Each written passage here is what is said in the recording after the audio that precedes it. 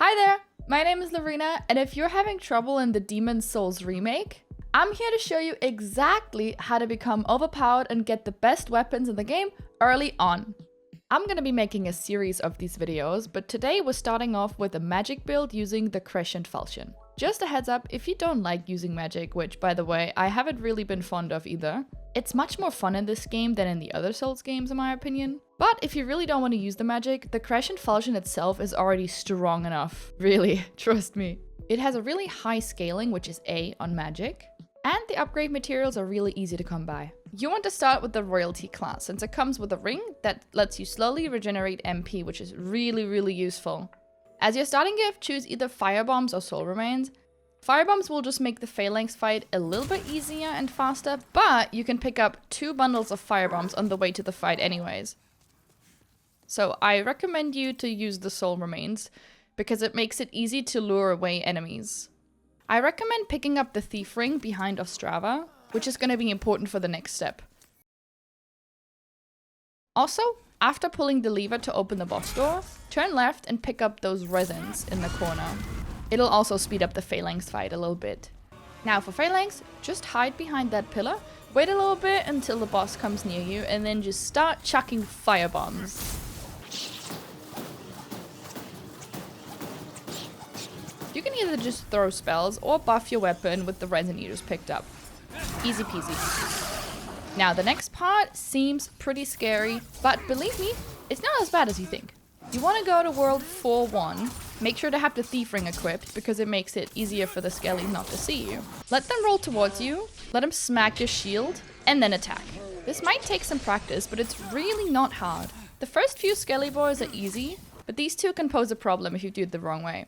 So make sure to approach them from the right hand side of the stairs and do it slowly, wearing the thief ring. This way you'll only lure the right one first, then move back, finish him off, and then kill the second one afterwards. Then move to the left, dodge the arrows by rolling at the last moment, pick up those soul remains, they're really useful, and pick up the Falchion. Congratulations, you got your weapon. Now go back up again, drop down, pick up the copper key, which you'll need to unlock the merchant that is going to sell you the upgrade materials. Get past the vanguard, drop down their hole, hit the invisible wall, and smack up the skelly boys. Oh, and dodge those arrows by just walking to the left.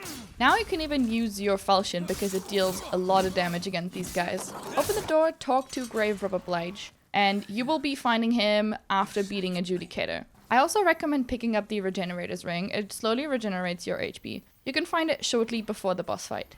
Also make sure to kill that lizard on that same ledge. You might hit the wall while trying to kill the lizards, or instead just use magic spells. Now it's time for the Adjudicator fight.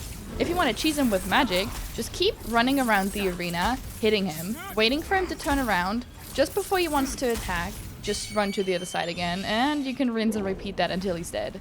Or until you run out of magic, unless you bought some fresh spice. But let me tell you, the Falchion deals a lot of damage, so you can also fight him the normal way, which by the way, I think it's pretty fun. I kind of like this boss. I don't know why. Maybe it's the tongue.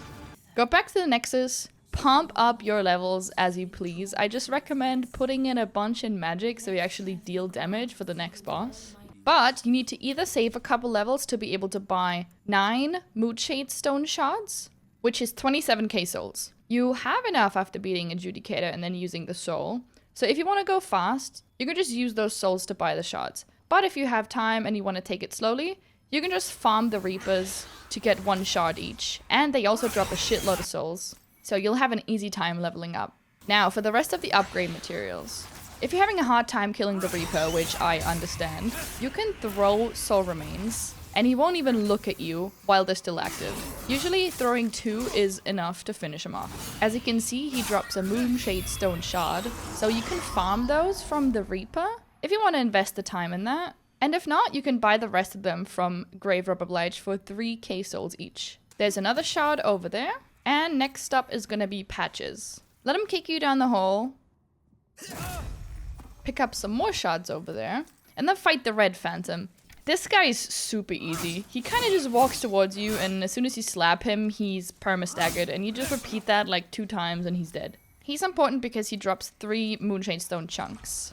After talking to Patches, which you definitely should, because he's the most valuable seller of grasses, Walk out to the other exit, run up and smack the invisible wall, get past the skeleton, and kill the lizard for 1 extra Moonshade Stone chunk. This is also the place where you find the white bow, by the way. Now with your newly found power, you can just breeze through Stonefang Tunnel. Progress until you get the elevator to Ed the Blacksmith. Drop down and upgrade your Falchion to +4. You can find the rest of the materials after fighting Old Hero and Storm King. But if you don't want to fight those two yet, which I can understand, they're pretty tough, having the Falchion on +4 is more than enough, trust me. Next step. Make your way through the Latria prison. Pick up the Ring of Magical Sharpness shortly before the second staircase. This ring boosts the power of magic spells. It's pretty useful. Continue. Progress through the area. After killing the guy, don't forget to pick up the key, because you need that to free Sage Freak, who's going to teach you your magic spell. Pick up the Clever Rat's ring, which increases your damage dealt when your HP is low. Run past the Red Phantom, position yourself so that she will start shooting you with arrows, and then either hold your shield up or for a little bit faster damage, hold your Falchion up and let her hit you like twice until your HP reaches the threshold that the Rat's ring needs. Then get the hell out of there and don't get hit by her arrows anymore. Also, keep wearing the Thief ring here so that she de-aggroes faster. Just run towards the wall and she will have de-aggroed. Now for Fool's Idol, just run straight towards her. Make sure your stamina is fully regenerated before you start hitting her. And then just smack her up. And you should definitely be able to kill her before she even can teleport away. In my case here, I had 30 magic. It might still work with a little less than that. But even if you can't one-cycle her, I think this is one of the least difficult bosses, so you should be fine. I didn't record gameplay for that, but there's an easy trick to figure out which one is the real Fool's Idol. If you lock on and you see a health bar, it's a fake. The real Fool's Idol will not have a health bar when you lock onto her. Next step is freeing Sage Freak. Get to the second staircase, drop down once, and go outside. He'll be in the last cell of the corridor. Talk to him and you'll find him at the Nexus. Do not consume the Fool's Idol's soul, which is the Dull Demon Soul. Give it a Sage Freak and he will teach you the Soul Ray spell, which is a stronger version of the Soul Arrow spell. With this spell equipped and the Ring of Magical Sharpness and not the Thief Ring, because the Thief Ring actually makes the already terrible AI of this boss even worse, so make sure to take that off and replace it with another ring of your choice. For the Man-Eaters, a really important thing is to just not let them knock you off the cliff. So the easiest way to avoid that is just walking back and forth in a straight line, shooting them with magic. But the Crescent Falchion deals more damage, it's just a little more risky, but it all just depends on your playstyle. After fighting Man-Eaters, you can go back again and level up. Maybe even invest some points into intelligence to extend your MP bar and your magic memory, which lets you have more magic spells at the same time. And then make your way to the old monk fight. If you're fighting online, I don't know what's gonna come for you since, you know, some players are good and some are bad. But let me tell you, if you're offline, this NPC is so useless. He doesn't even do anything. So after eventually beating Old Monk, you get his soul, the Golden Demon Soul. And that is the spell you've been waiting for. Talk to Freak, let him teach you the Homing Soul Arrow spell. And that is it! Not only does the Falchion deal a ridiculous amount of damage, but so does the Soul Arrow spell. Just try it out. Now, any other boss you'll be fighting, just test out the damage. It's insane. Especially for Flame Lurker, who's one of the most difficult bosses in the game. You melt him away. With or without the spell, just the Falchion deals enough damage. Thank you for watching. I hope you enjoyed it. I hope you thought it was helpful. If yes, leave me a like and a comment and just tell me about how you feel.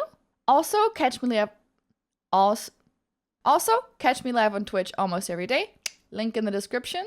And please subscribe to my channel for all kinds of different Souls challenges and crazy stuff that I'm doing. And of course, tutorials, just like you're watching right now. Okay, bye!